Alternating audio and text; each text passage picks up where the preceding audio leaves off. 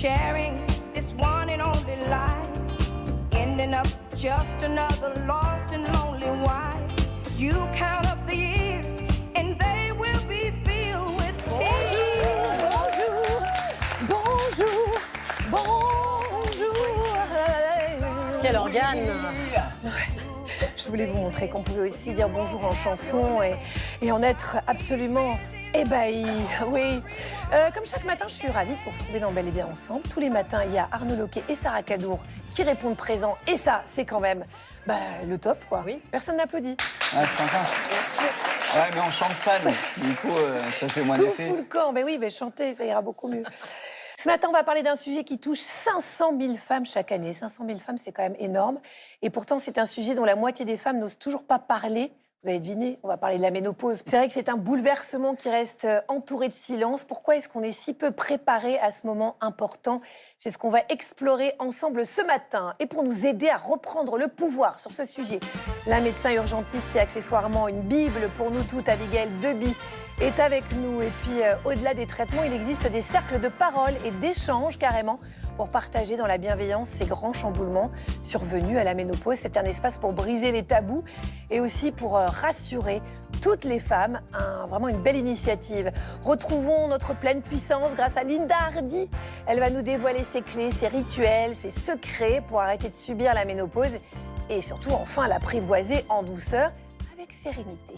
Qui mieux qu'elle pour nous parler de ce sujet délicat mais nécessaire qu'est la ménopause. Avec son podcast Allez Jose, Elsa Wolinski a réussi avec brio à libérer la parole. Elle sera avec nous tout à l'heure. Sarah, Oui. vous êtes allée à la rencontre des Français. C'est ça, des jeunes hommes pour leur demander ce qu'était la ménopause. Oh là, j'ai peur. Est-ce que vous savez ce qu'est la ménopause? Ça se transmet sexuellement. À votre avis, à quel âge elle commence la ménopause? Plus jeune, genre jusqu'à 16 ans, 18 ans. Est-ce que c'est un sujet qui a déjà été abordé à la maison? C'est pas un sujet de conversation qu'on va déballer en famille. Je sais pas si ma sœur elle l'a, je sais pas. Non. Pas du tout. C'est vraiment un sujet hyper abstrait, je pense, pour nous, surtout pour les mecs en plus. C'est pas de leur 16 ans. faute. C'est pas de leur faute. Mais c'est bien parce que ça veut dire que si ça commence à 16 ans, ça veut dire que moi j'en ai 17. Je suis trop contente. Dans le public avec nous, il y a Elisa. Donc Elisa, bonjour. Vous vous êtes ménopausée depuis pas très longtemps. Vous commencez à avoir des symptômes. Donc déjà, je pense qu'après cette émission, vous serez ravie d'être ménopausée et hyper fière. Vous, ce qui se passe par contre, c'est que vous ne faites pas forcément confiance aux traitements hormonaux. Vous préférez les choses plus naturelles.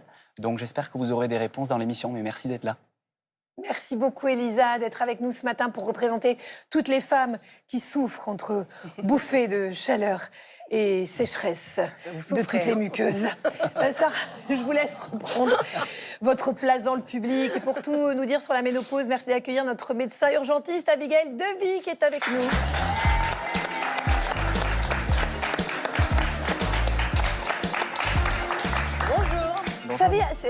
Ça va Abigail. Je pense que je vais savonner pendant toute l'émission, ne soyez pas étonnés. Bien lancé là. Ouais. Ah oui, bon écoutez Arnaud, prenez ma place. Je sais que vous n'attendez que ça. C'est clair. Abigail Deby, la ménopause en quelques chiffres. Qu'est-ce que ça dit? Qu'est-ce qu'on découvre quand on met des données sur un sujet dont on parle si peu? En fait, la ménopause, c'est vraiment un continent inexploré. Pourtant, ça touche quand même la bagatelle de la moitié de l'humanité pendant à peu près un tiers de sa vie. En France, vous l'avez dit, c'est 500 000 femmes par an qui vont entrer dans la transition ménopausique. Actuellement, ça concerne 14 millions de femmes. Selon l'OMS, en 2030, il y aura 1,3 milliard de femmes ménopausées.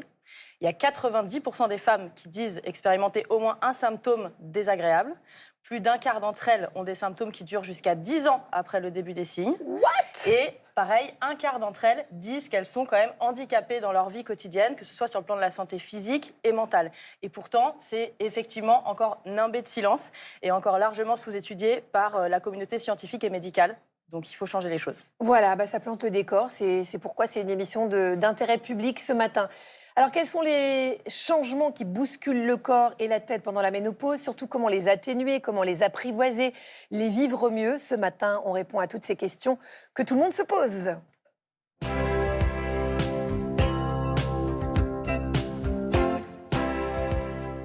J'imagine que tout le monde a des bouffées de chaleur ce matin, Sarah. Ça doit être très difficile à vivre. De tout ce matin dans le public, des bouffées de chaleur, de la sécheresse intime, pas vrai? Voilà, mais c'est Elle est contente d'être venue. Mais vous n'êtes pas la seule, comme les Françaises que j'ai rencontrées ce matin. Est-ce que vous êtes ménopausée? Oui, Est-ce que vous vous étiez préparée à ce bouleversement hormonal? pas du tout. J'ai mis longtemps avant de me rendre compte que c'était ça. Pas forcément, mais quelque part, je l'attendais parce que je pensais comme ça me libérerait des obligations menstruelles. Ce serait quoi les avantages, justement, à entrer dans cette période? On est à un aboutissement de quelque chose. Après, il faut avancer avec cette nouvelle conception et de la vie et de soi-même. On n'a plus nos règles. C'est la vie, ça. C'est la vie, ça. Et les inconvénients? Tendons qui sont plus fragiles, les douleurs, tous les changements de température nocturne et diurne que j'ai vécu. Et ça, c'était l'enfer. La prise de poids, très fulgurant, et là, les personnes pleurent. On commence à avoir quelquefois des humeurs un peu météorologiques, nuages. La météo est comment aujourd'hui de votre côté? La météo, elle est parfaite. En plus, j'ai en face de moi Sarah. Est-ce que vous trouvez que c'est tabou de parler de ménopause? C'est tabou parce que la vieillesse devient tabou. En fait, quelque part, on est obligé de tenir la route. Autrement, la vieillesse, c'est synonyme de mise à l'écart. Il y a des études qui montrent que le bonheur commence après 50 ans. Est-ce que c'est le cas chez vous? Il a une autre saveur puisqu'on est un peu plus cash qu'avant. On se libère un peu plus de temps parce que les enfants sont grands. Quelle célébrité de plus de 50 ans vous trouvez inspirante? Alors, Agathe Le Caron, mais on va dire que je faillote. Mais Elle va être contente. c'est vrai parce qu'elle a beaucoup d'humour et c'est très agréable. Waouh. Trop fière. Je suis jamais contre un petit compliment, Sarah. Merci beaucoup. Merci à tous ceux qui vous répondent et que vous torturez. Alors, Elisa, merci beaucoup d'être avec nous. Vous êtes donc venue témoigner ce matin parce que c'est vrai qu'il y a 2 gros symptômes qui se sont invités dans votre vie récemment. C'est une petite prise de poids, des troubles du sommeil. On parlait tout à l'heure du fait que ça pouvait être handicapant. C'est vrai que c'est quand même 2 empêchements à vivre correctement, mal dormir et ne pas se sentir bien dans sa peau. C'est quand même très, très compliqué. Mais vous voulez pas prendre le traitement parce que vous êtes sophrologue, vous avez l'habitude d'avoir toujours pris des médicaments très naturels, c'est bien ça. Et donc, vous n'arrivez pas à passer le pas, quoi. Ce qu'on peut comprendre. Oui, effectivement, c'est tout à fait ça. Qu'est-ce qui vous fait peur? Depuis quelques mois, je vis effectivement ces troubles du sommeil qui m'empêchent de dormir, qui me réveillent toutes les nuits vers 3-4 heures du matin. Parce que vous vous réveillez en âge? Non, alors moi, je n'ai pas de bouffée de chaleur. C'est vraiment uniquement les troubles du sommeil. Donc, je me réveille à 3-4 heures du matin et je ne peux plus me rendormir. Donc, je mets énormément de temps à m'endormir. Donc, c'est vrai que c'est un peu handicapant au quotidien, surtout quand on a une journée de travail en suivant. Voilà. Et puis, j'ai pris pas mal de poids. Donc, malgré l'alimentation que je continue d'avoir... Vous n'avez pas changé d'alimentation? Non, c'est exactement la même. Je fais du sport assez régulièrement et je sens que je stocke beaucoup plus qu'avant. On va vous éclairer avec Abigail Deby. Vous le disiez tout à l'heure, Abigail, il y a une femme sur 2 qui vit sa ménopause en silence. Donc moi, je suis très heureuse parce que c'est vrai que la parole commence à se libérer grâce à des podcasts comme celui d'Elsa Wolinski dont on parlera tout à l'heure et grâce à ces émissions. Mais ça reste quand même quelque chose de très tabou. C'est comme si on n'était plus valable en fait à partir du moment où on était ménopausé. Comment un phénomène aussi universel, puisque vous le disiez tout à l'heure, ça concerne quand même la moitié de l'humanité, comment ça peut être encore un tabou aujourd'hui? Qu'est-ce qui empêche en France les femmes d'en parler librement? Puisqu'on le vit toutes. Mais je dirais que c'est un mélange de tabous sociétaux et aussi de désintérêt, il faut bien le dire, de la communauté scientifique et médicale. Les deux, forcément, sont liés. Déjà, la ménopause, c'est un peu au carrefour de plusieurs discriminations. Le fait que ce soit associé à la vieillesse et qu'il y ait dans notre société beaucoup d'agisme, c'est-à-dire une dévalorisation de la vieillesse en tant que telle. Ensuite, le sexisme. Pendant très longtemps, les problèmes qui concernent la santé des femmes n'ont pas intéressé ni le grand public, ni le corps médical. Souvent, ils ont été minorisés, invisibilisés, silenciés et ils n'ont pas fait l'objet de beaucoup de recherches.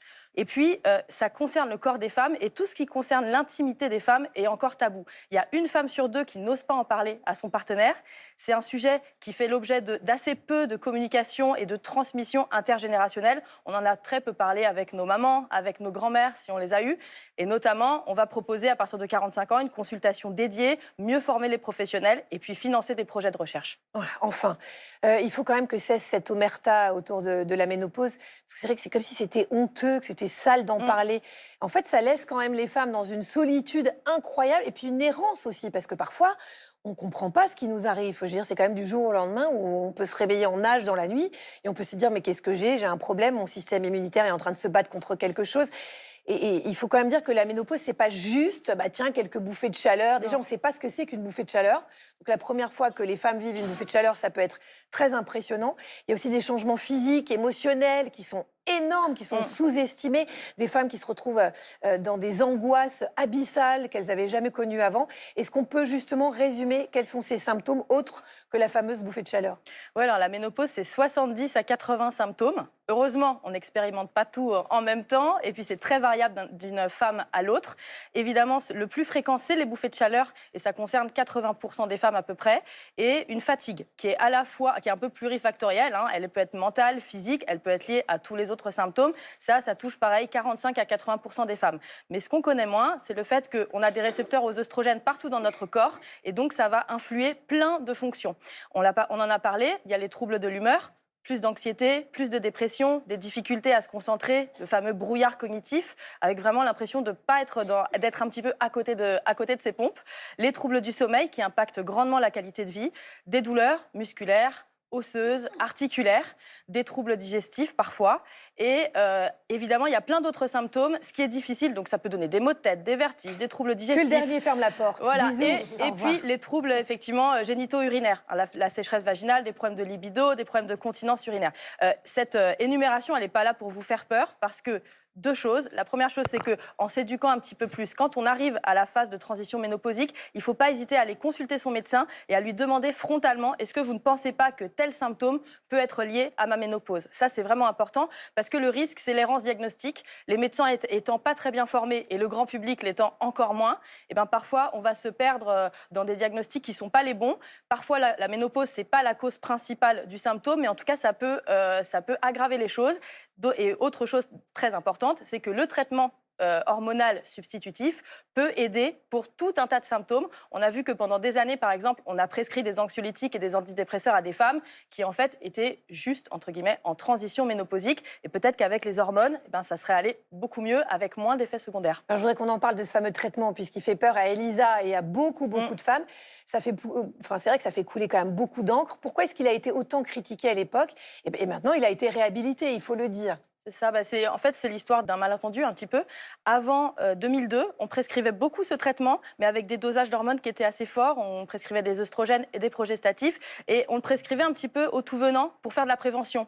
On disait que ça serait le médicament anti-vieillesse, que ça préviendrait le risque cardiovasculaire, et puis que ça améliorerait les symptômes d'une façon générale. Et puis en fait, en 2002, ils ont fait un petit peu machine arrière, surtout aux États-Unis, parce qu'on a vu qu'il y avait des événements indésirables, des cancers du sein, des cancers de l'utérus, et puis des problèmes cardiovasculaires. Sauf que le message qui a été transmis au grand public, c'est dangereux pour toutes les femmes. Or, c'était pas vrai. Et maintenant, ce que je pourrais à peu près conseiller de façon raisonnable, c'est 1, on consulte, 2, on en parle vraiment frontalement à son médecin. Et très souvent, en fait, il pourrait être prescrit avec un bénéfice qui est majeur. Et les risques de cancer du sein, de cancer de l'utérus et d'événements cardiovasculaires sont souvent moindres que les bénéfices attendus, en fait. Voilà, ce qu'il faut dire, c'est que c'est vrai que ce traitement a montré que finalement, sur les os, sur, comme vous le disiez, les maladies cardiovasculaires, ça avait plutôt tendance à inverser la tendance naturelle à baisser et justement, ça préserver notre santé. Donc, il faut réhabiliter peut-être ce traitement, en tout cas, faire en sorte que les femmes en aient moins peur. De toute façon, Elisa, on va continuer à parler des solutions naturelles contre les symptômes de la ménopause avec Linda Hardy dans quelques instants. Merci beaucoup, Abigail. Et merci, Elisa, d'avoir témoigné. J'espère qu'on aura pu vous guider un petit peu sur ce traitement qui fait couler beaucoup d'encre. Il y a un mot qui ressort quand on parle de la ménopause, c'est la honte. La peur d'être jugé. Mais la vérité, c'est que mettre des mots sur ce qu'on vit, c'est déjà un immense pas vers le mieux-être. Et ça, c'est Arnaud qui nous en parle, bien sûr.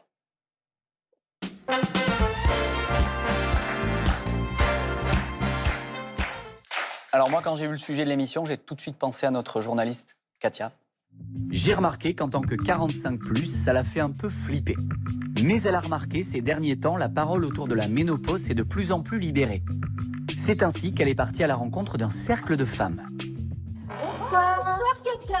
Comment vas-tu? Bien. Bienvenue. Ici, les participantes de plus de 40 ans se retrouvent pour partager un moment d'intimité autour de leur passage à la ménopause.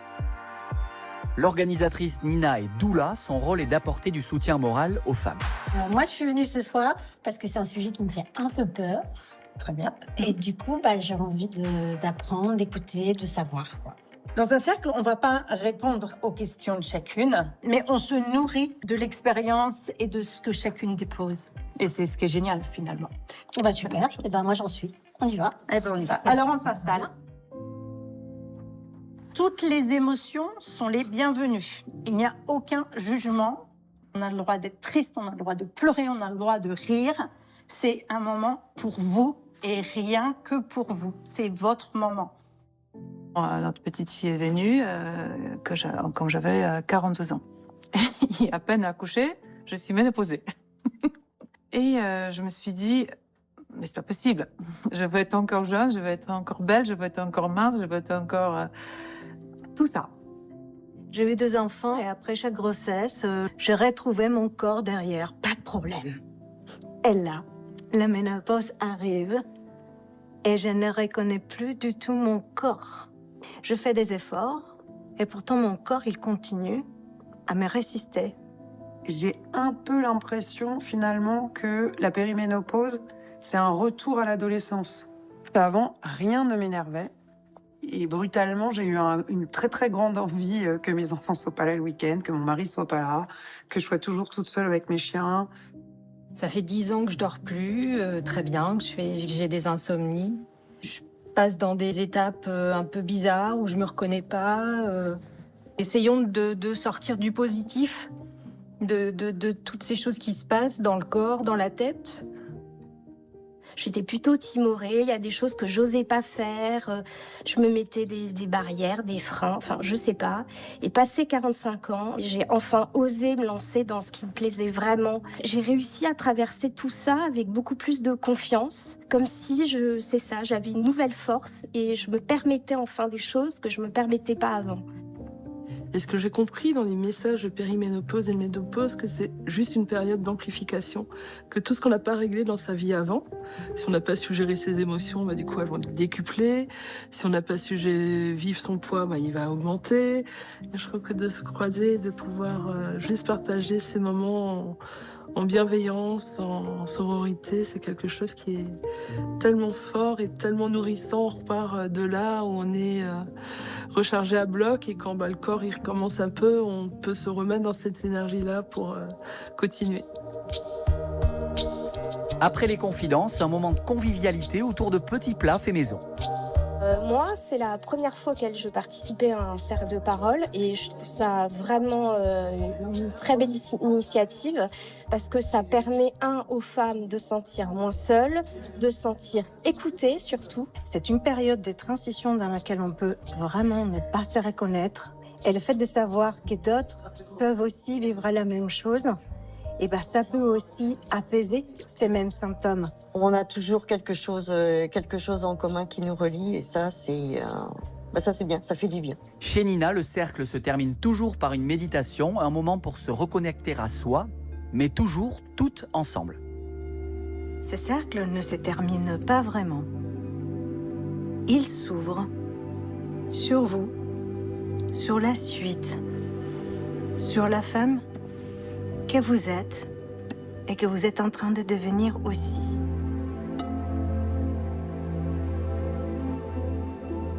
On est apaisé, dis donc. C'est justement, Katia, elle est revenue, elle était enchantée. Mais surtout, elle a découvert plein de choses. Elle a découvert qu'il y avait autant de ménopause que de femmes.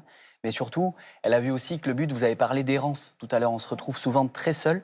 Et on le voit souvent dans l'émission, on a vu des sujets sur le yoga, des groupes de parole, après chacun son truc. Mais le plus important, c'est de se retrouver pour avoir ce petit matelas d'atterrissage qui permet de se sentir moins seul et de partager. Et alors, figurez-vous que la parole se libère aussi aux States, aux États-Unis, avec des stars qui sont montées au créneau pour parler de la ménopause, et notamment la James Bond girl Halle Berry.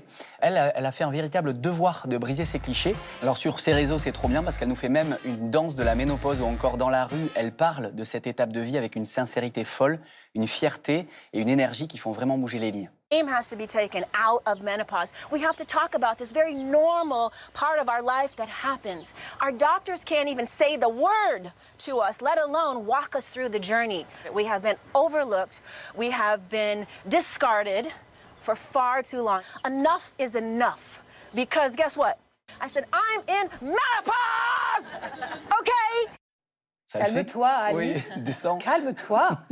Mais ça le fait quand même quand c'est elle qui dit ça. Bien sûr, mais là, Ce sont des prises de parole qui sont quand même extrêmement fortes. Et à tel point qu'elle est même allée en mai 2024 jusqu'au Capitole à Washington, où elle a prononcé un discours puissant et qui était en faveur d'une loi destinée à financer la recherche pour mieux former les médecins et sensibiliser le public. Hyper important, et c'était une première historique. Donc on l'aime, Halle Berry, parce qu'en fait, elle fait passer une idée essentielle, c'est que la ménopause, surtout, mesdames, c'est pas la fin de la vie. Vous êtes magnifiques. Vraiment, il faut que vous le réalisiez. Donc voilà, nous, il faut qu'on vous accompagne aussi, mais c'est un souffle et je pense que ça donne du pouvoir et j'espère que, voilà, que ça va toucher des millions de femmes, ce genre de discours, parce que ça fait du bien, c'est très positif. Ah, Sarah lève le doigt. On s'agite. Ça nous rappelle notre jeunesse. C'est Sarah. ça, notre enfance. Il y a Célia qui a une question pour Abigail. Bonjour, y a-t-il des choses préventives à mettre en place lors notamment de la périménopause afin d'affronter plus sereinement par la suite la ménopause? Notamment, est-ce que les compléments alimentaires ont un réel intérêt? Oui, alors il n'y a pas d'études très parlantes sur les compléments alimentaires, mais on sait quand même que plus on va prendre en charge son hygiène de vie tôt, mieux on passera cette période. Donc effectivement, toutes les mesures annexes comme l'activité physique, une bonne alimentation qui permet de prendre soin de son cerveau, de ses muscles, de ses os. Flemme, Abigail, flemme. Donc il y a par exemple les phytoestrogènes sont importants, on trouve dans certaines céréales, des légumineuses, etc. C'est important aussi de vérifier avec son médecin qu'on n'ait pas d'autres carences et pas d'autres problèmes. Merci Abigail Deby pour vos réponses. On va vous libérer parce que, mine de rien, vous avez beaucoup de patients et de patientes qui vous attendent. À très bientôt. Alors, on l'a vu à la ménopause, c'est inévitable, quoi. On va tous passer par là. D'ailleurs, je me demandais, est-ce qu'il y a, je sais pas, des femmes qui, à 70 ans, ne sont pas encore ménopausées, à votre avis? Je ne crois pas. Voilà. Ouais, qu'on se renseigne sur les records. Bon, en tout cas, autant en rire. Depuis quelque temps, il y a des humoristes qui s'emparent du sujet pour le dédramatiser et surtout sortir du silence. Comment ça peut être possible?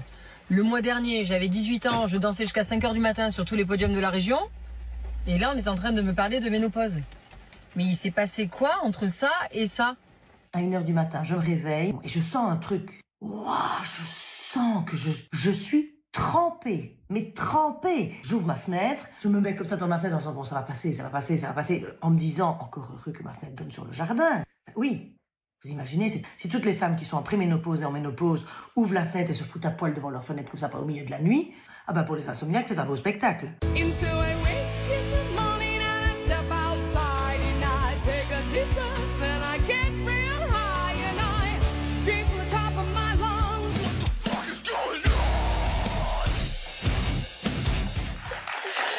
Ouais, c'est un peu ça, quoi. C'est mais qu'est-ce qui m'arrive? Alors justement, pour continuer à en parler autrement, avec du vécu, de l'humour et beaucoup de vérité, j'accueille celle qui a tant à nous dire sur la ménopause. C'est Elsa Wolinski, évidemment.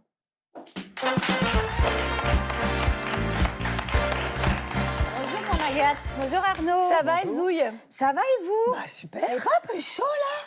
Écoutez-moi, pas encore, mais ça pourrait venir dans quelques mois, oui. Bon, parce que moi j'ai l'impression, je sais pas, j'avais envie de vous poser quelques petites questions. Allez-y. L'humeur, le sommeil, Ça, la c'est plus sexualité, tout ça. Je sais pas, mon petit doigt m'a dit qu'il y avait une petite histoire de périménopause pas loin qui arrivait là. Oh oui, 51 ans, mon petit Elzou. Ça commence. C'est ça, ça commence. Vous savez, il y a des femmes qui n'ont pas comme nous, comme Agathe et moi, qui commencent à avoir des symptômes. Il y a des femmes qui n'ont pas de symptômes. Et toutes ces femmes, voilà, qui vous disent quoi, la périménopause, la ménopause? Oh non, mais c'est la liberté. Non, mais moi, j'ai envie... Enfin, non, je peux pas dire ce que j'ai envie de dire puisqu'on a une émission qui s'appelle Bel et Bien. Donc, en fait, on n'est que gentils. Mais vous imaginez parfois ce que j'ai envie de leur dire. Parce qu'évidemment, vous avez compris, Arnaud, je suis... Non.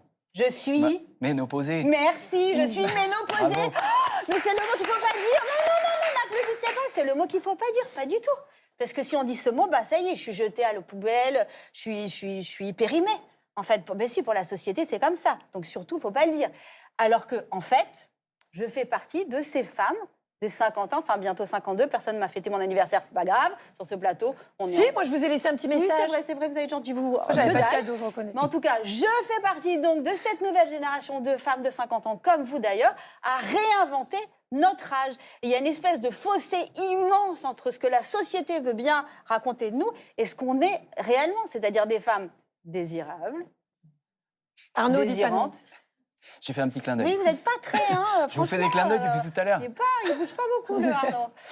Et c'est pour ça, c'est pour ça qu'effectivement, il était temps vraiment de mettre des mots sur ce qu'on n'ose pas raconter. Donc c'est pour ça, bravo Elisa, vraiment d'oser parler, parce qu'il y a très peu de femmes qui osent prendre la parole. Et c'est pour ça qu'avec Nathalie Côté, qui est la productrice aussi de Bel et Bien, nous avons lancé, effectivement, il y a 2 ans, un podcast qui s'appelle Allez Jose, où j'ai tendu mon micro à des personnalités françaises qui ont osé parler de leur intimité, qui ont osé parler avec générosité de tout ce qui leur arrivait. D'ailleurs, vous avez fait partie aussi d'un épisode. Moi, Merci beaucoup, mais Agathe. c'était il y a 1 an et voilà, Vous j'y aviez étais pas encore. Vous n'y étiez pas encore. Et alors surtout, il y a une chose que j'avais envie de partager avec vous ce matin. On a reçu la philosophe Camille Froidevaux-Métry qui a dit une chose dans l'un des podcasts, qui a dit que cette révolution, elle ne peut pas se faire sans les hommes. Oui, Arnaud, Ça, c'est oui, sûr. messieurs. Parce que quand une femme ne va pas bien dans une famille, c'est toute la famille qui tangue. Donc nous devons être ensemble. Vous devez nous écouter, messieurs. Vous devez être avec nous. Même les garçons, les enfants doivent écouter leur maman. Faites attention. Alors, dans ce podcast, je vous ai reçu, il y a eu plein de stars que j'ai reçues. Et il y a une invitée que j'ai reçue, que j'aime beaucoup, qui s'appelle Linda Hardy et qui est avec nous ce matin, pour notre plus grand plaisir. Bonjour Linda. Bonjour Agathe. Installez-vous. Bonjour Elsa. Bonjour. Bonjour. Arnaud. Alors Linda, vous avez écrit, je vous en prie, pardon, je commence à vous parler alors que vous n'êtes même pas assise. Non, mais alors vraiment, vous avez écrit votre livre Ménopause Attitude, qui est publié aux éditions Le Duc, dans lequel effectivement vous racontez, vous cheminez un peu votre périménopause et votre ménopause. Et dans ce livre, vous dites s'il y a bien une chose qu'il faut changer quand ça nous arrive, c'est absolument de faire du sport. Mais pourquoi le sport exactement ? Parce qu'en fait, le sport, il a un impact et il a des bénéfices sur toute une sphère, sur des sphères très très larges de notre santé. En fait, on oublie à quel point le sport, c'est pas juste pour de la performance. Pour la performance, pour une espèce de souci d'avoir un joli corps. Le sport, il va avoir d'abord un impact, puisqu'on va produire des endorphines. Notre corps va produire plus de dopamine. Ça va avoir un impact sur le mental. Oui. Donc, c'est un sujet qui est très important, la santé mentale, pour les femmes au moment de la ménopause. Donc, elles vont être moins irritables, elles vont avoir moins de sautes d'humeur. Donc ça, c'est la première chose, c'est un premier volet. Et puis, quand on réfléchit bien, quand on fait du sport, on va avoir envie de mieux manger, puisqu'on a quand même une conscience de son corps qui est amenée par le sport. Ah ouais. Donc, si on fait du sport 3 fois par semaine, naturellement, on va être moins tenté vers des aliments qui ne vont pas être bons pour notre santé. Donc, ça va avoir une influence aussi sur notre énergie, sur une potentielle perte de poids si on le souhaite. On va mieux dormir la nuit. Oui, donc ça a une incidence en fait sur toute. C'est sans fin. Ça va avoir une influence sur la libido, puisqu'en fait, la production d'endorphines et de dopamine va faire qu'on va être davantage dans l'action et que aussi on va avoir plus de désir sexuel. Donc, ça va améliorer la communication dans le couple. Et puis, cardio renfo, on va agir à la fois sur les potentiels troubles musculaires, etc. Voilà, et aussi sur tout ce qui est ostéoporose, problèmes articulaires que rencontrent les femmes durant cette période. Donc, vous venez confirmer ce que disait tout à l'heure notre docteur préféré, Abigail Deby. Mais c'est vrai que, et ça va être bien pour la peau, pour la sarcopénie, pour l'ostéoporose, pour la peau, pour la santé cardiovasculaire. Enfin bon, c'est tout bénef, même si flemme. Flemme, Ouais, oui, c'est ce que j'ai entendu tout à l'heure. Attendez, je vous passe devant, je prends votre livre, parce que ce livre, en fait, c'est quand même une véritable Bible dans lequel vous parlez de beaucoup de choses, de tout ce que vous avez vécu. Il y a beaucoup aussi, vous avez rencontré des experts. Et puis, vous parlez aussi d'une chose qui m'a intéressée, parce que moi, je prends le traitement hormonal, vous ne l'avez pas pris. Et donc, vous parlez de traitement substitutif, pardon. Substitutif. Le traitement hormonal de substitution. Vous parlez, en fait, vous avez, par exemple, pour les bouffées de chaleur, vous êtes allé chercher des choses beaucoup plus naturelles que moi qui prends le traitement hormonal. C'est ça que je voulais dire. Alors, je rectifie. J'ai testé le traitement hormonal de la ménopause et il ne m'a pas convenu. Il m'a créé beaucoup d'effets secondaires, donc je l'ai arrêté.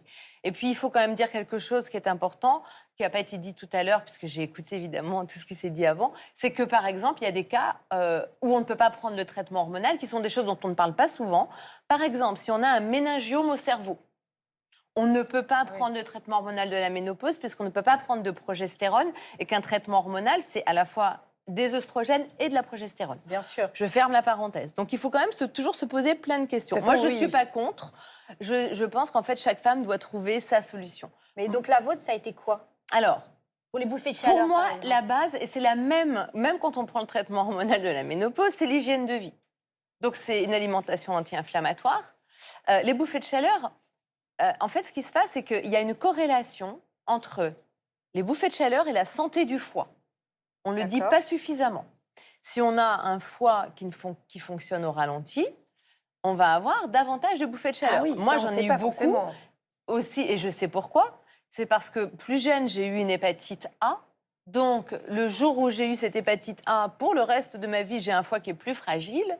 Donc, si je ne prends pas soin de mon foie, forcément, ça ne fonctionne pas très bien. Donc, on a par exemple, on n'en parle pas souvent non plus, le glutathion, qui est un antioxydant que l'on a naturellement dans le code, Ça, vous en dans le parlez, corps. ouais. Voilà.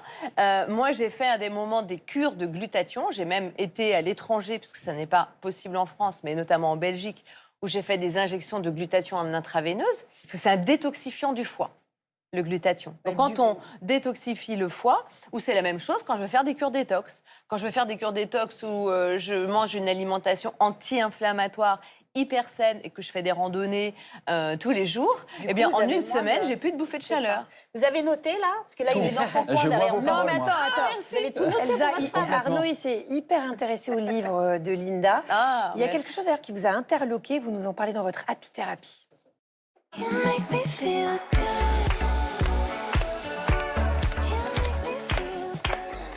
Linda, vous le disiez dans votre périménopause, on a utilisé beaucoup tout à l'heure le mot errance, que vous étiez retrouvée dans des errances médicales, psychologiques, physiques.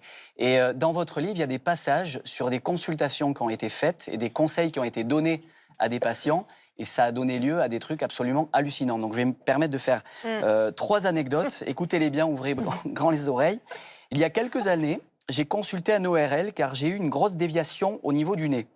À la fin de la consulte, il m'a dit, je cite, « Franchement, je ne pense pas que cela vaille la peine que je vous opère du nez.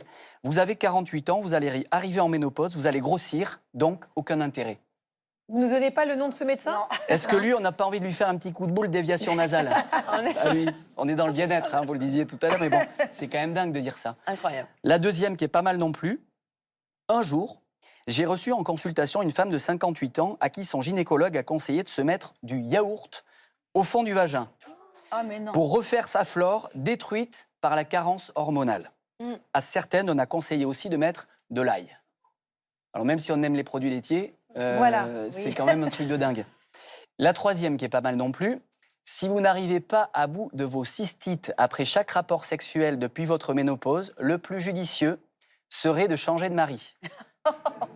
Arriver à faire 20 ans d'études pour sortir ce genre de choses. Ouais. Bon, on en rigole, mais en fait, c'est précisément pour ça qu'on doit tous continuer d'en parler, parce que derrière ces anecdotes, il y a des femmes qui se retrouvent sans réponse, mal orientées et vraiment, je pense, parfois humiliées.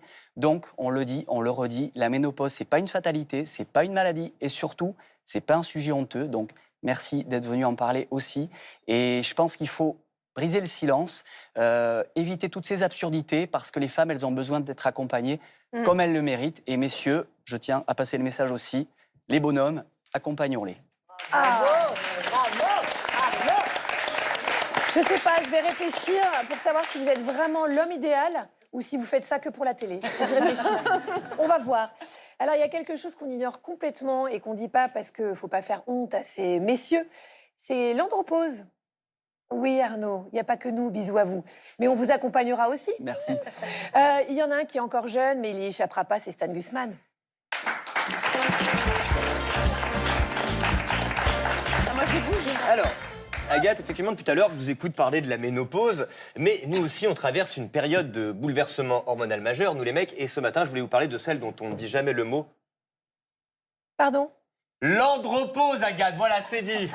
Okay, vous êtes contente parce que rien que de la nommer, c'est un effort. Car l'andropause, c'est la prostate, la sexualité et les hormones qui vont à volo, le combo des sujets tabous qu'on n'aborde jamais entre bonhommes. Et pourtant, elle nous menace tous autour de 40-50 ans avec un climax à 70. Pourtant, on n'en parle pas dans les médias et on invisibilise nos symptômes, Agathe. On les invisibilise. Ah plutôt. oui, c'est celui-là, j'ai du mal à le dire. oui. Voilà. On invisibilise. Ouais. C'est sûrement parce que les patrons des grands médias sont des hommes, donc... Touché, Agathe. voilà. Bah oui, on préfère ne pas en parler car ça reste une véritable fracture de l'ego pour nous les mecs. Déjà, le toucher rectal de contrôle, celui-là, quand il arrive, ça vous change Vous un voulez que homme. je vous parle des nôtres? Oui, exactement. Et pas que, vous avez d'autres problèmes. Voilà, bah oui, nous on a des rendez-vous annuels chez le gynéco, par exemple. Ouais, certes, mais la vraie blessure narcissique est ailleurs pour nous les hommes. Car qui dit andropause dit baisse de la testostérone et donc de notre virilité. Et c'est dur car depuis tout petit, on nous dit sois fort et performant et bim, l'andropause, elle arrive. La masse musculaire fond, la graisse s'installe, la force et l'endurance déclinent, la fatigue devient chronique.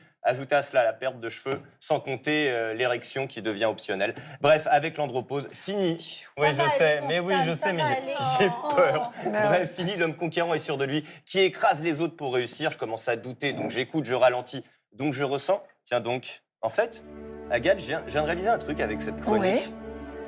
Et si l'andropause, c'était justement l'occasion de repenser cette foutue virilité pour devenir une meilleure personne, un homme plus nuancé, plus attentif, plus humain? Ce serait bien, non? Parce que, soyons honnêtes, les vrais drames de notre histoire n'ont pas été causés par des mecs qui doutent, mais par des beaufs bouffés par leur ego et shootés à la testostérone. Regardez Arnaud, avant d'être androposé, c'était un véritable monstre qui insultait les stagiaires. Depuis, il est doux comme un agneau. Arnaud, il me tarde d'avoir ton âge. Bref, en attendant de devenir moins con grâce à l'andropause, je vais profiter des quelques années de virilité qu'il me reste et je vous laisse car j'ai un rodéo urbain qui m'attend sur le parking de France Télévisions. Je vais leur montrer c'est qui le bonhomme là, c'est qui le patron, c'est qui est là. Je veux dire, vivement l'andropause, vivement la sagesse, mon chou. Merci Stan Gusman. Linda, si vous deviez nous donner un exercice, un seul, simple, efficace, pour évacuer le stress immédiatement. Parce que moi, c'est vrai qu'en rencontrant les femmes, il y a des crises d'angoisse qu'elles ne connaissaient pas. On en a d'ailleurs parlé toutes les deux avec Elsa un jour, en disant, mais en fait, on découvre des espèces de tétanie d'angoisse qu'on ne connaissait pas avant. Qu'est-ce que vous nous feriez faire, nous, ici, avec le public, pour se déstresser? Alors moi, j'ai appris un exercice de sophrologie avec Véronica Brown, qui est donc spécialiste en sophro, qui est sophrologue. Et c'est un exercice que je fais avant de monter sur scène, quand j'ai vraiment le trac, et que c'est le trac, le stress. Hein. Oui. Ça permet de... Alors on va le faire fameux trac qui paralyse, quoi. On va le faire ensemble. Allez, debout, hein. Ah, on se met debout. Ouais, bah, c'est allez-y. mieux debout. Mettez-vous comme ça devant le public et tout le public le fait. Alors, Allez, si venez, vous voulez levez-vous. le faire, vous vous levez. Alors, on se Vous lève. allez voir, c'est un exercice qui est très simple. Ne soyez pas surpris si vous avez l'impression à un moment donné que vous avez un peu la tête qui tourne, ça peut arriver. En fait, on va prendre une grande inspiration et au moment de la grande inspiration, on va monter les épaules. Alors, je vous le montre une fois. Donc, on va inspirer, on va bloquer et ensuite, avec la respiration bloquée, on va faire ceci. Jusqu'à ce que l'on ait besoin de respirer à nouveau. OK?